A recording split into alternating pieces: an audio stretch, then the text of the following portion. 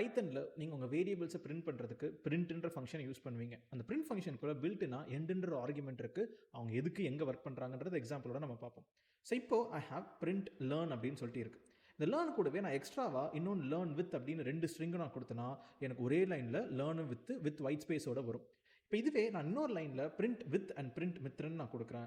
இப்போ என்னோட கோடை நான் ரன் பண்ணனா எனக்கு ஒவ்வொரு பிரிண்ட் ஃபங்க்ஷனும் ஒரு புது லைனில் அவுட்புட்டாக எனக்கு காமிக்குதுங்க. அப்போ வித்துன்னு ஒரு லைனு, மித்ரன்னு ஒரு லைன். இப்போ பைத்தனில் பில்ட்னாக உள்ள என்ன இருக்குன்னா there is something called as எண்டுன்னு சொல்லி நீங்கள் இந்த பிரிண்ட் ஃபங்க்ஷன் மேலே ஹவர் பண்ணும்போதே உங்களுக்கு எண்டுன்னு சொல்லி உங்களுக்கு ஒரு எஸ்கேப் சீக்வன்சஸ் நியூ லைனோட ஒரு ஃபங்க்ஷன் உள்ளே இருக்குங்க. அப்போ இவங்க என்ன பண்ணுறாங்கன்னா பிரிண்ட் ஃபங்க்ஷன் முடிஞ்சோடனே ஆட்டோமேட்டிக்காக ஒரு நியூ லைன் போட்டு என்டர் அடிச்சிடுறாங்க. நீங்கள் என்ன பண்ணலான்னா இந்த பிஹேவியரை சேஞ்ச் பண்ணுறதுக்கு அந்த நியூ லைனுக்கு பதில் எனக்கு இப்போ ஒரு எம்டி ஸ்ட்ரிங்காக நான் கொடுத்தேன்னா இனிமேல் லேர்ன் முடிஞ்ச அப்புறம் நியூ லைன் வராது. அப்போ அந்த வித்துன்றது பக்கத்துலேயே சேர்ந்து வந்துடும். இப்போ வித்துக்கு அப்புறமே எனக்கு நியூ லைன் வர வேணாம் அப்படின்னு நினச்சிங்கன்னா சிமிலர்லி நீங்கள் வித்துமே ஒரு எம்டி ஸ்ட்ரிங்காக கொடுத்தீங்கன்னா இப்போ எனக்கு லேர்ன் வித் மித்ரன்னு ஒரு சிங்கிள் லைனில் வரும்.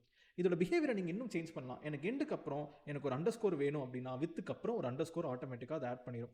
இதுவே அண்டர்ஸ்கோருக்கு பதில் எனக்கு 2 நியூ லைனோட நீ ஆட் பண்ணுன்னு நான் கொடுத்தேன்னா எனக்கு இப்போ 2 நியூ லைனோட அவுட்புட் காமிக்கும். அப்போ பிரிண்ட் ஃபங்க்ஷனுக்குள்ள எண்டுன்ற ஆர்குமெண்ட் உங்களோட அவுட்புட்டை டிஃபைன் பண்ணும். சேம் இன்னும் பைத்தன் ரிலேட்டடான டிப்ஸ் அண்ட் ட்ரிக்ஸ் நீங்கள் தெரிஞ்சுக்கணும்னா மறக்காமல் மித்ரன் அண்ட் கிரீன்ஸ் டெக்னாலஜிஸை ஃபாலோ பண்ணுங்கள்.